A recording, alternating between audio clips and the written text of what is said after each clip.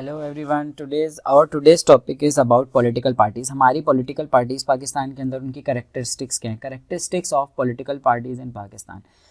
ठीक है, मतलब ओवरऑल पॉलिटिकल पार्टीज़ देखेंगे, फिर हम इश्यूज़ देखेंगे पॉलिटिकल पार्टीज़ इन पाकिस्तान की। ठीक है, कैरेक्टरिस्टिक्स पहले देखेंगे, उसकी बेसिक जो पार्लियामेंट्री डेमोक्रेसी के अंदर होती है। सही है, पॉलिटिकल पार्टीज़ होती क्या है, ब्यूटी ऑफ डेमोक्रेसी होती है। ठीक है, ये तो बात हमें समझ आ गई। उसी के ऊपर हमारा जो डेमोक्रेसी स्टैंड करती है, उसी के ऊपर करती है पॉलिटिकल पार्टीज़ के ऊपर।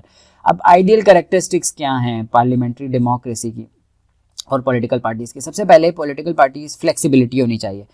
मतलब सीन ये है कि कोएलिशन वगैरह जो होते हैं ना, वो आपके ओवरऑल फ्लेक्सिबल होना चाहिए। उन्हें पता होना चाहिए कि भाई हमने एक सिस्टम को गवर्नेंस और गुड गवर्नेंस को इंश्योर कराना है, तो डेडलॉक क्रिएट नहीं करना, पार्लियामेंट्री कल्चर क्रिएट करना है, पाकिस्तान की तरह डेडलॉक क्रिएट नहीं करना, अमेंडमेंट्स करनी है, लॉ मेकिंग करनी है for the betterment of the society. तो it must have, political parties must have to ensure कि भाई फ्लेक्सिबिलिटी होनी चाहिए। सही है कि हम एक ultimately greater good, better good के लिए, बेटर वर्किंग कंडीशंस को इंश्योर कराने के लिए हम आपस में फ्लेक्सिबल रहेंगे इन टॉक्स के अंदर। सही है।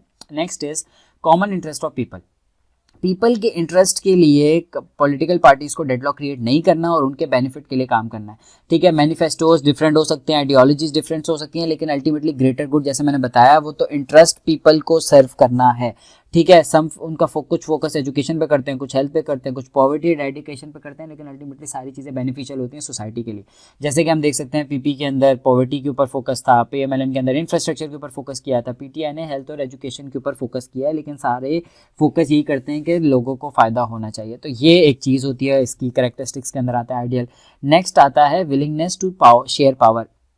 होता यह है कि अल्टीमेटली ये सीन नहीं होता कि आपकी पावर, अगर आप नहीं आए पावर में तो बाइकआउट कर दो, जैसे कि पाकिस्तान में होता है। ऐसा नहीं होता। आपको उसको, जैसे यूएस में जब एक दफ़ा रिजल्ट आ जाते हैं तो सारे उसको एक्सेप्ट करते हैं उसके रिजल्ट को। तो पब्लिक अकाउंट्स कमेटी जो होती है वो अपोजिशन इन्वॉल्वमेंट, मतलब अपोजिशन उसमें इन्वॉल्व होती है, अपोजिशन का भी शेयर होना चाहिए, दूसरों का भी उसमें इन्वॉल्वमेंट होनी चाहिए। स्टैंडिंग कमेटीज़ जो होती हैं उसके अंदर power sharing with the opposition benches होनी चाहिए। सीईसी जो है election commission of chief election commission जो होता है वो एंड अदर अपॉइंटमेंट्स जो होती है ना, वो आपकी दोनों हाउसेस से मिलके होती हैं, लीडर ऑफ अपोजिशन से भी और लीडर ऑफ द हाउस जो होता है आपका पीएम, उसके दोनों की मशावरत से होनी चाहिए। तो इस तरह फिर एक पावर शेयरिंग चलती है, मिक्स करके आपकी सही से एक क्या कह सकते हैं उसकी ideal characteristic of parliamentary democracy ensure होती है। अभी हम देख रहे हैं issues of political parties in Pakistan के अंदर जो पॉलिटिकल पार्टीज़ का इशू है वो क्या है? सबसे पहले है अनडेमोक्रेटिक नेचर। वैसे तो हम ये पीछे पढ़ चुके हैं कि ओवरऑल जो पॉलिटिकल कल्चर जो हमने पढ़ा था ना, उसी के अंदर ये पॉलिटिकल कैरेक्टरिस्टिक आ जाती। पॉलिटिकल कल्चर के अंदर हमने ये सारी चीज़ें देखी थी, पॉलिटिकल पार्टीज़ का कल्चर हमने सारा देखा था कि क्या क्या होते हैं उसमें। हमने 11 डिस्कस की थी फीचर्स, तो ये भी सारी उसी के सब पॉइंट्स आ जाते हैं। लेकिन चले थोड़ा सा इसको डिटेल में एक्सप्लेन कर लेंगे। अनडेमोक्रेटिक हमने सबसे पहले जैसे वहाँ पढ़ा था कि intra party elections, lack of intra party elections हैं, वही वाली बात है कि अनडेमोक्रेटिक नेचर ऑफ पार्टीज़ है हमारी। No organised form of intra party elections कोई भी नहीं होते। पीपी जो हो गए 15 साल से नॉमिनेशंस कर रहे हैं लेकिन इलेक्शन नहीं होते। पीएमएलएन के अंदर 2013 से लेके सिंगल वोट, मतलब नो सिंगल वोट कास्ट, एक भी वोट नहीं हुआ। ठीक है, अनअपोज चलते जा, अब अनअपोज इलेक्शन होती जा रही हैं। अब मतलब रिक्वायरमेंट मरीम जीत जाती है, मरीम बन जाती है, कभी कोई बन जाता है। तो इन्हें पहले से ही पता होता है कि इन्हें डायनेस्टिक पॉलिटिक्स जिसको हम कह रहे थे, खैर अब पढ़ चुके हैं इसको डिटेल में। पीटीआई का ये है कि प्री इलेक्शन 2018 इलेक्शन से पैनल बेस्ड इलेक्शन होते हैं, वो भी प्योर इलेक्शन नहीं होते। जमात इस्लामी का ये है कि इलेक्शन होते हैं 2500 से 2800 पीपल, सीनियर पीपल उसमें पार्टिसिपेट करते हैं, और लेकिन होता ही है कि वो भी प्री सपोज्ड और प्री डिटरमाइंड ही होता है, लॉबिंग वॉबिंग हो जाती है।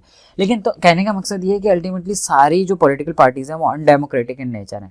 Next point is personality based politics. Personality based politics का भी यही चीज़ हम पीछे पढ़ चुके हैं, जिसमें अथॉरिटेरियनिज्म का हमने पढ़ा था, हमने पॉलिटिक्स ऑफ अपॉर्चुनिज्म पढ़ा था, तो हमने वो सारी डिटेल्स देख ली हैं। लेकिन political parties are as an entities को हम देखते हैं। पॉलिटिकल पार्टीज से ज़्यादा जो पॉलिटिकल पार्टीज से डोमिनेट ज़्यादा पर्सनैलिटीज़ होती हैं। ठीक है, वेटेज मिलता है पर्सनैलिटी को, जैसे कि जरदारी साहब, बिलावल हो गया पीपी में, इमरान खान पीटीआई के अंदर, पीएमएलएन के अंदर नवाज शरीफ, तो ये इन्हीं की बेस पे होता है। हालांकि इंडिया के अंदर कांग्रेस डोमिनेट करती है, बांग्लादेश में भी यही वाला सीन है। इलेक्टेबल्स कल्चर जो हम पहले पढ़ चुके हैं, इलेक्टेबल्स कल्चर, वही सारी कहानी इसके अंदर हम दोबारा पढ़ रहे हैं। सिंपल है, इसमें कोई भी ज़्यादा डिटेल्स नहीं है, बस हमने एक ideal democracy, ideal parliamentary form देखी और अब देखिए। अब नेक्स्ट है lack of well awared legislators.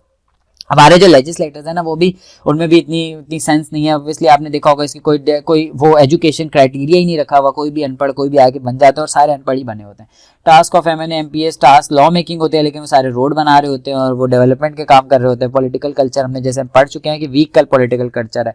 यही रीजन है कि सम फेसेस कम अगेन, मतलब बार बार वही फेस आ रहे होते हैं क्योंकि कोई हमारे यहाँ पे पॉलिटिकल कल्चर नहीं है, लीडर्स ही नहीं इवॉल्व करते, लोकल गवर्नमेंट का सिस्टम भी स्ट्रांग नहीं है, जिस वजह से लीडर सामने आए और उन्हें हम अवेयर लेजिस्लेचर अवेयर हों। Political parties in Pakistan are not in line with the ideal characteristics of parties. ये सारी चीज़ का हम कंक्लूजन बता रहे हैं। सिंपल ये है, कंटिन्यूटी इश्यूज चल रहा है पॉलिसीज का, ये भी हमारे पॉलिटिकल पार्टीज का इशू चल रहा है। 20वीं सेंचुरी में कोई भी पॉलिसी कंटिन्यू नहीं हो सकी। 21वीं सेंचुरी में भी हम देख सकते हैं कि पार्लियामेंट तो चली पूरी तक। एक ही एग्जाम्पल है बिस्क की, जो बेनज़ीर इनकम सपोर्ट हो गया, जो और एहसास प्रोग्राम देखते हैं। अभी जो नई गवर्नमेंट आई उसने एहसास प्रोग्राम को भी हॉल्ट कर दिया, उसके 136 जो प्रोग्राम्स थे ना उसको हॉल्ट करना शुरू कर दिया।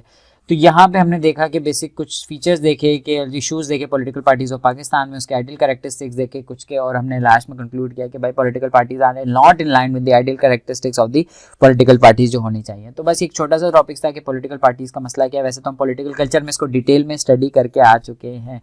ठीक है, thank you so much for today, that's all for today, अल्लाह हाफिज़।